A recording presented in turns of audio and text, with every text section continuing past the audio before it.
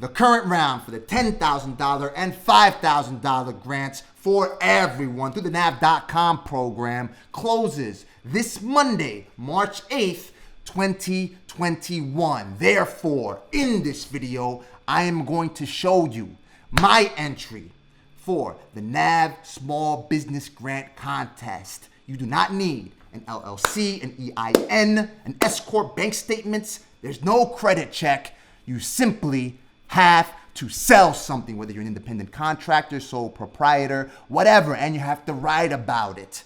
The recommendation from NAV.com includes that you write or you vlog, basically you film yourself discussing what your business does, what it is that you sell, what is a challenge that you have encountered and have been successful in overcoming, and how you've been successful in doing that. They are preferring videos. That's why I am competing for this grant using a video that you're about to see in a few moments. You have to post whatever content that you write or film on Facebook, LinkedIn, or Instagram. So you'll see a link to my entry in the top comment that I pinned below and in the video description. Then you add the hashtag NAV Small Business Grant, and then they provide a voting link within 24 hours. So if you do this now, in 24 hours, they'll go ahead and send you a voting link that you go out and spread out to your customers, to your brand ambassadors, to your supporters so they can vote on you. Go ahead and take a look at all the successful entries. And even if you do not get this grant, even if they do not award this grant to you during this round, in April, they're gonna open up another round. So it'll give you some practice and you increase the chance that you will be the winner of either the $5,000 or the $10,000 grant through NAV.com for everyone. Here's my entry. Roll 'em. My name is Neil Rodriguez, and I am first and foremost a loving husband, father, son, brother, nephew, cousin. Secondly, I'm a U.S. Navy veteran, and I operate as managing director, ShoveCom LLC, an online marketing agency that I launched in Howard Beach, New York City after the Nielsen Company laid me off. They laid me off because I drove so much traffic to their publications, including but not limited to Adweek, Billboard, The Hollywood Reporter, millions of unique visitors. I drove to these platforms, made them a profitable buy for another organization or other organizations, because several organizations actually bought these publications. Then, after the Nielsen Company laid me off, all the companies that bought these publications hired me right back as an independent contractor. Thus, I launched with a little over $100 to pay for articles of organization, ShoveCom LLC, and I applied for my employer identification number through the IRS for free, and thus drove millions more unique visitors to these publications and others. Then I was able to work with the likes of the AOL company, the 2012 Barack Obama presidential campaign. I worked with the Trump Organization when they partnered with the Learning Annex and with the luxury private jet charter that also partnered with the Trump Organization and helped raise over $200,000 for Harlem charities. And I have worked with hundreds of medium-sized small businesses and enterprise class organizations over the years. The way that I started was when I got out of the military, I got into sales. I have sold everything from Kirby vacuums, Avon, stock, to the Stratosphere Casino out in Vegas when it was still in construction out of a boiler room in Wall Street, on Wall Street. And I had some sales skills. So I did some club promotion later on, and I got smart and decided to go back to school. Once I went back to school, I graduated with honors in the Borough of Manhattan Community College. I did that because I saw that my family, they're all college educated, my father's side of the family mainly, and I did not want to be the only dumbass in the family. So that drove me to basically graduate at the top of my class, the top 2% of my class at the Borough of Manhattan Community College, and I was awarded a scholarship to attend New York University, where I studied communications, then I studied broadcast journalism. Now, when I used to perform my research in order to do my papers, I did not want to use the internet. I was like the anti-internet. The internet was just making the mainstream at that particular time in the early 2000s, the early part of this century, actually even before that, like the late 20th century. I did not want to use it. I actually bought a computer and I only used it the day before that I had to turn in a paper. So my preference was always to hit the library, browse through some microfilm with the opportunity of potentially making a new lady friend, right? Until my broadcast journalism professor, Norman Green, over at New York University, he invited his friend, Sri Srinivasan. He was the tech reporter for ABC 7 News out in New York City. And he held a workshop entitled Smarter Surfing for Journalists. And he distributed a printout of his website, Sri.net. He actually became the digital officer for, I believe, the de Blasio administration. I'm not sure what he does right now. Anyway, he knew his stuff. He had all these links pointing to all these websites that made you a more efficient reporter because you had access to all this information. And it was a smarter way, a more efficient way in order to surf the web. So I went through all those links on that day and then took that printout and stuffed it into my briefcase and didn't touch it for like 2 years later. 2 years later, married, I find myself living in my mother's house, so I have to get a job. I look through the employment newspaper. First job that I see that's in high demand, I could be a help desk representative, meaning that I basically get in a cubicle and people call me every single time they have trouble accessing the internet or they have trouble with their computer. So in order to get that job, I said, all right, how I'm going to do this? I went ahead and gave them a call. They gave me an interview appointment the following day. So I was like, wow. And she told me that I had to know things such as what is RAM and what is a network interface card. A network card, that's a component of your computer to which you plug in Ethernet cable and then you plug the other end into your router or to your modem in order to connect to the internet. I had to know what these things are in order to pass the test and for them to basically give me this job. So I said, okay, I did not know what a NIC was at that particular time. She actually got me stuck. And I said, all right, cool, yeah, I'll take the appointment for the interview the following day, like around 10, 11 a.m. or so. So I went back into my briefcase and I pulled out that printout from Sri. And I basically looked and there was a link to a website entitled About.com. I went ahead and visited About.com. It's a website where you could learn about anything, right? That's the way that it was labeled on that printout that Sri had given me. And I decided, listen, I'm going to learn everything that I need to know about computers because I'm going to pass that test and I'm going to land this job. So bing, I'm studying all night until 4 o'clock in the morning. I knew what was a hard drive, what was RAM, what was ROM, etc. I think the first thing I looked up was a network interface card, the NIC, because that's one of the questions on which I was stuck when she asked me over the phone. Next day, I go with my laptop into the interviewer's office. She gives me the test, and I also had the laptop. I was looking through the help files on the questions that I did not know about, and I basically passed the test with flying colors, landed the job, $9 an hour. I started working for a contractor for Bell South, which is a major ISP in southern states. I took 60 calls a day. I basically, for like 3 days, 3.5 days, more than 60 calls a day actually, because 3 days were 12-hour shifts and 1 day was like a 6.5-hour shift. And I started even getting nightmares of people calling me, the devil giving me a call, like my phone number is 666, because you ask, what's your phone number? My phone number is 666-666. So I was getting nightmares, so many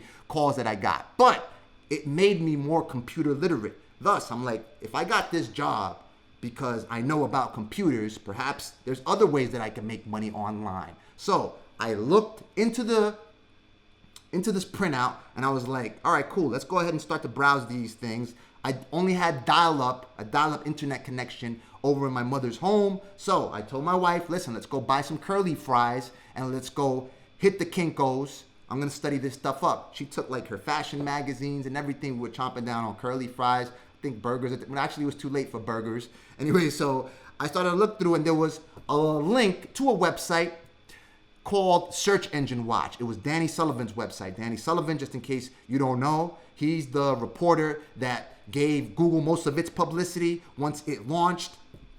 And I looked through the website and I started learning about keyword research, search engine optimization, all these practices that you have to perform in order to market your business online. So there were all these advertisements. Learn how to make $500 a day while sitting on a white sand beach in Jamaica. I would click on those links and it would lead me to these websites. I started buying some of these ebooks and I would start to learn. I was like, okay, cool. So I started to put together advertising campaigns and launch these advertising campaigns on Google AdWords that pointed to digital products. And these digital products, they had what was called affiliate programs. Affiliate programs, just in case you don't know, is what helped Amazon make it as big as it is today, where basically you sell something on somebody else's behalf online and they give you a cut. So it was a few years me tinkering with these on advertising campaigns, and then I didn't really take it too seriously. I just had like the knowledge in me, but once I started to basically put these things out, when I got another job at an ISP out in Woodbury, I believe, or Westbury, New York, it was for another internet service provider, Cablevision. Cablevision, they own MSG and the Knicks and everything, and I basically got to the point where I started generating anywhere from $200 to $300 a week.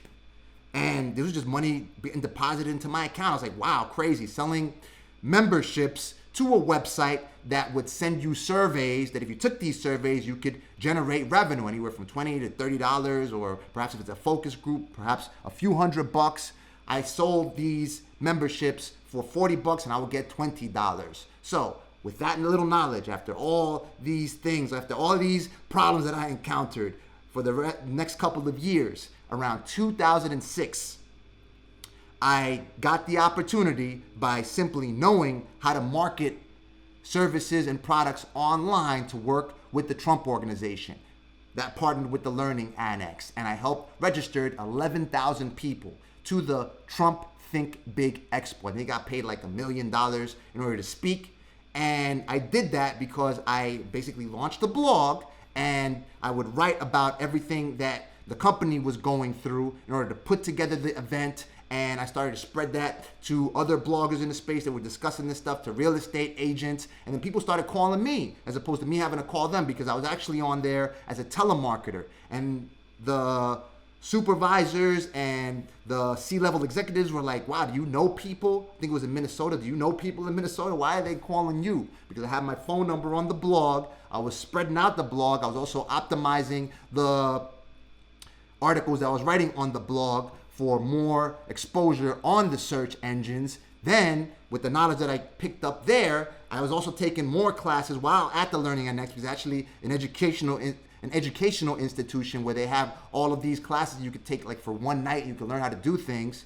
And I took online marketing classes. I learned how to dance salsa. I knew how to dance salsa, but how to do like I only took like one class anyway. I learned how to land a better job, and that's where I met my mentor, who was my job search consultant, Mr. Barry Cohen, and he was like the employment coordinator for the City University of New York, and he gave me all the skills I needed to get any job I wanted. So I got a job working as an independent contractor, basically operating a small business. As I told you, all you need to do is sell something, working for a luxury private jet charter company. And that company partnered with the Trump Organization again. And I drove all this publicity to the event on which these organizations partnered. It was the Manhattan Golf Classic, the first professional and amateur golf classic in Manhattan history, held on Governor's Island in 2006. I was on a yacht and I was with Donald Trump at the particular point in time. He wasn't into politics as far as I knew. And basically we're also out there with Tom Watson and Hank Haney. He was Tiger Woods' coach at the time, if I'm not mistaken. Coach Nelson, the guy that was coach, I forgot his full, Craig T. Nelson, I believe is his full name. We were on this yacht, and my wife was pregnant at the time, eating salmon, but dipping breadsticks into wine and all this crazy stuff. It was like $600 a seat, meeting all these politicians, etc. I helped raise over $200,000 for Harlem Charities through that event that I promoted. I got them publicity on ESPN, on Golf Magazine, all these mainstream publications and blogs. Then I started to learn how to use social media networks. I later worked with the Nielsen Company. You know what happened then. They laid me off. I worked with the likes of AOL, the 2012 Barack Obama presidential campaign, the Department of Defense, United States Department of Defense, hundreds, if not thousands, of small, medium-sized, and enterprise class organizations, helping them find their customers and brand advocates on the search engines and social media. In 2020, when the pandemic hit, I caught the virus. Me and my family, we actually caught the virus. And I did not suffer from the worst of the symptoms. I did have a little shortness of breath because actually the maintenance person at my home, he came and replaced the toilet. And after he came, he actually had a mask on and everything. After he visited my home, he was hospitalized for 11 days. And so I may have gotten like the worst version of the virus. However, I do mostly eat meats, lean meats, and lean sources of protein, fruits and vegetables. Thus, it didn't hit me that hard. However, I was very fatigued. And at that particular point in time, most of my clients, they were cutting their budgets. They were just slashing. New York was the epicenter, and Queens, most specifically, where I lived, where I had my business, was hit in particular very hard. I mean, you could just see, you could smell the sickness in the air, right? So for about a month's time, I was out of it. I mean, I was fatigued. I wasn't like completely out for the count. Like I wasn't completely bedridden, but during the day I would have to take naps. You know me, coffee has to take a sip of my blood in order to keep up. So just picture me having to take naps. On my free time, I was like writing rhymes and stuff like that. So my side hustle was always my YouTube channel. I launched it with my family in 2015. I would vlog about our travels. We were fortunate enough to be able to license some of our videos. So I made anywhere from $6,000 to $7,000 every year off of videos that I licensed, filming them with my family. I still had a small subscriber base, less than 1,000 people, about 300, 400, 500 people, if I'm not mistaken, last year. So I was like, you know what? All of these organizations, these face-to-face companies with which I work, I can't use them right now. My best option, I already have some knowledge on how I could potentially make this YouTube channel successful. So I started to vlog on everything that I was going through, seeking for government assistance, mainly the Economic Injury Disaster Loan, the Paycheck Protection Program loan, which essentially becomes a grant as long as you use the proceeds on approved expenses. So I started vlogging about my experiences, vlogging meaning that I would film and tell people about what I was going through in order to apply and get approved for the grants, etc., and all the money that I was receiving, and through unemployment and all of the programs that I was looking into, stimulus checks, etc. And my channel started to grow, and it's grown to the point where we have helped hundreds of thousands of businesses get grants, get the amount of money that they need in order to weather this pandemic, help people actually start their businesses, because starting a small business is the ultimate equalizer. If you find that you are in a position, this is my mantra, if you find that you are in a position that you don't have everything you need from a financial standpoint, you're not making millions of dollars as a CEO of a Fortune 500 company or any company for that matter, start a small business. All you have to do is sell something. I keep telling my viewers that the whopping majority of small businesses in this country are what the Small Business Administration refers to as non-employer firms. These are businesses that are operated by only one person.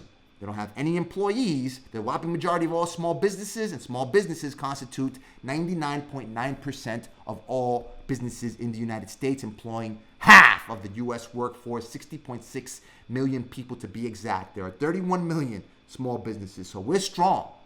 So I tell people, get in the game. Go ahead and do that so you can save and feed your families to ultimately save this country, because I am a no-holds-barred patriot.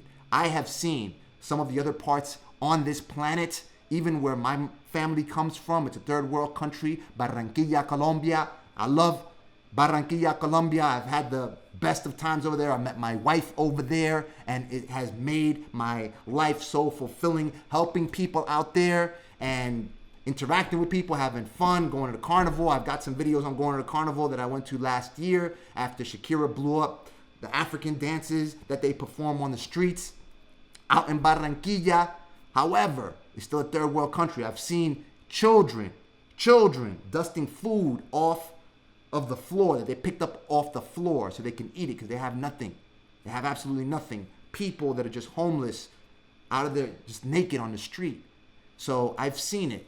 There's not the same amount of assistance, same amount of support, regardless of all the problems that we encounter in this country. That's why I tell people to capitalize on the opportunity of starting your small business, so you will be in a better place financially, and that will allow you to give you the tools in order to help, again, save and feed your families to ultimately save this country. Because if you are constantly poverty stricken to the point where you don't have what you need, you can't do anything to contribute towards your family, towards this country. So I'm applying for the NAV Small Business Grant, so I can use these $10,000 that I'll win through this grant in order to help people in my community weather this pandemic, whether it be through donations, by helping them contribute to their fundraisers so they can get more grant money, because I'm always telling them about these grants that I say are available to everyone. Why do I say everyone? Because everyone is capable of selling something. Remember, a business is simply the organized effort of somebody selling something. And in this day and age, it is as simple as taking used items in your home and simply putting them up for sale on an online marketplace such as eBay, Mercari, Facebook Marketplace, wherever, and simply putting them up for sale. And if you want to learn how to sell another product or service, the information is all available to you online. I say that to my 50,000 subscribers, and I thank each and every one of them for their viewership. I read their comments and they email me, and I try to do my best in order to help them as much as possible. I contribute to their fundraising campaigns because one of the grants that I tell them about is also a fundraiser through another organization, where the organization, they actually match the grant. So I contribute to their fundraisers. I do everything in my power to ensure that they get all the tools that I can provide, all the information, access to all of the benefits of you operating a small business. So I will take these funds in order to help them any way I can. I'm also learning about cryptocurrency at this particular moment in time. I am invested with some cryptocurrency, so I want to tell them how they can do that. There's so much opportunity for people to go ahead and leverage this new decentralized ecosystem, cryptocurrency ecosystem, altcoins, Bitcoin, etc., so they can generate revenue again, so they can feed and save their families and all of their loved ones, and even people that they can help, that they could say, you know what, I can help you out because I am now in a position where I operate my small business and I am strong enough to support you to ultimately save this country, because no one else is going to do it. May God bless each and every one of you. May God bless the United States of America and everybody else on this planet. Talk soon.